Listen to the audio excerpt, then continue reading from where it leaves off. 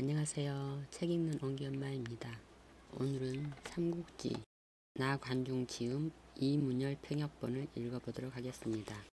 이 삼국지는 이문열 작가가 1988년 출간한 이래 2천만 부 이상을 판매했다는 것으로서 그동안 작가가 쓴 소설 모두를 합한 것보다 더 많은 판매량을 기록했다고 합니다. 그럼 이 삼국지는 총 10권으로 구성되어 있는데 제1권 도원의 피는 의부터 읽겠습니다. 먼저 삼국지 작가가 평역하면서 쓴 글을 먼저 읽어보도록 하겠습니다. 삼국지를 평역하면서 삼국지 연의, 흔히 우리가 삼국지라고 부르는 책에 대해 여기서 새삼 장황하게 얘기할 필요는 없을 듯하다. 삼국지는 적어도 수백 년간 민간의 얘기꾼들, 저작거리의 재간꾼, 불우한 서생, 할 일 없는 문사 등 수많은 사람들에 의해 발전되고 정리되어 온 역사소설이다. 우리가 흔히 삼국지 연의의 저자로 알고 있는 나관중은 그 마지막에 나타나 이전에 있던 모든 것을 수집하고 취사 선택과 정리를 거쳐 오늘날의 형태로 완성시킨 사람이 아닌가 한다. 그러나 정사인 진수의 삼국지와 용의주도하게 비교 검토해가며 흔히 7푼의 진실과 3푼의 허구로 얘기된다. 완결된 나관중의 경이로운 작업 뒤에도 삼국지는 여러 판본이 있었던 것으로 보인다. 주로 체제나 평문, 곁들인 시 따위의 차이로 오늘날 중요하게 드는 것만도 홍치본, 이리봉본, 이타고본, 오종강본 등이 있다. 내가 이 평역 삼국지를 시작하기 전에 굳이 대만을 찾은 것은 이미 전해지지 않거나 전해지더라도 우리로서는 입수할 수 없다고 알려진 여러 판본에 대한 호기심 때문이었다. 길지 않은 체류 기간 동안 나는 여러분의 도움을 입어 다행히도 이옥립본을 제외한 이후 여러 판본을 모두 입수할 수 있었다. 그러나 검토한 결과 기대와는 달리 각 판본의 우열은 대개 시대 순으로 나왔으며 결국 그 힘든 수집에서 내가 얻은 것은 어째서 오늘날 모본만이 살아남게 되었는지를 확인할 수 있었다는 것뿐이었다. 삼국지를 평역하면서 모본은 그 앞 이타고본에서 역사나 인물에 관한 평과 시를 나름의 안목에서 바꾸고 김성탄의 서문을 단 것인데 오늘날 삼국지의 대부분이 그걸 역본으로 쓰고 있다. 참고로 말하면 우리나라의 삼국지 중에서 김구영 선생의 삼국지는 거의 대역이 가능할 만큼 충실하게 모본을 따랐고 월탄 삼국지는 대강 의역한 듯 싶다. 따라서 판본을 모종강본으로 결정하자 이내 번역 방식에 문제가 생겼다. 그대로 번역만 한다면 약간 문장이 현대적이 되고 매끄러워질 뿐 본질적으로는 앞서 말한 두 삼국지와 다를 바가 없고 따라서 쓸데없는 노력에 중복이 될 것이기 때문이었다. 그러자 그 다음에 참고로 떠오른 것이 일본의 요시가와 에이지나 진순신의 방식이었다. 이 역시 참고로 말하면 우리나라에서는 고 김광주 선생의 그 도입부에서 독창을 보이신 것 외에 대개는 요시가와의 아류라는 혐의가 가는 것들이었다.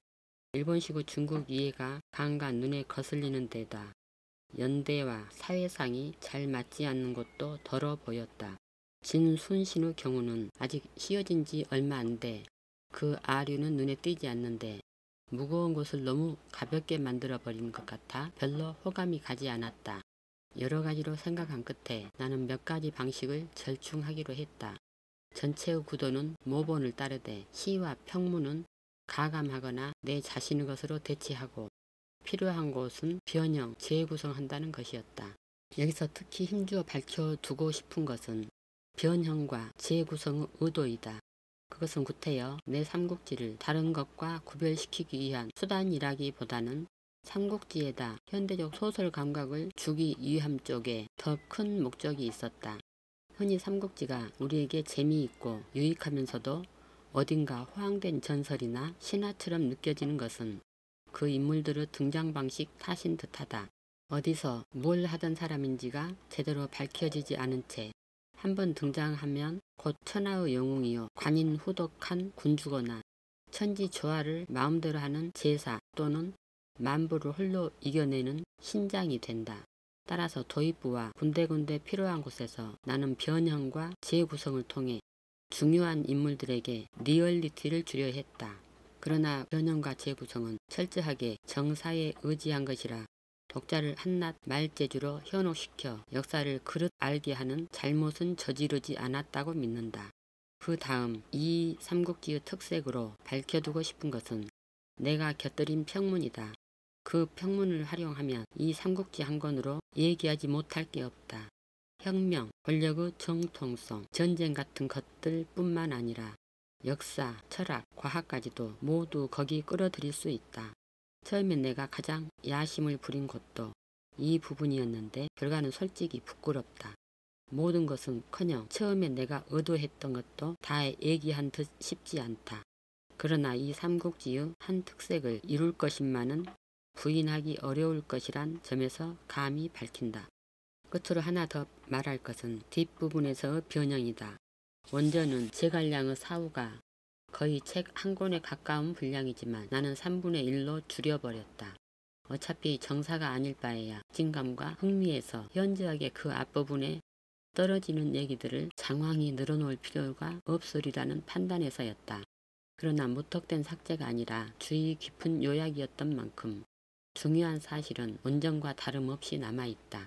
이제 4년 4개월에 걸쳤던 곤혹스러웠던 작업은 끝났다. 내가 여기서 곤혹스럽다는 표현을 쓰는 것은 이 작업이 순수한 문학적 창조와는 다소 거리가 있다는 이유에서였다. 그러나 이제 와서 보면 반드시 그게 시간과 재능의 낭비였던 것 같지도 않다. 세월이 가면 똑같은 내용이라도 표현하는 방식과 이해하는 태도가 달라진다. 이제 이 땅에서 번역되거나 재구성된 삼국지는 대개가 한 세대 가까이 오래된 것이 됐다. 삼국지가 더 이상 읽혀서는 안 될 책이라면 모르되 그게 아니라면 이 작업은 이 시대의 누군가가 해야 했다. 거기다가 듣기로 젊어서는 삼국지를 읽고 늙어서는 삼국지를 읽지 말라는 말이 있다고 한다.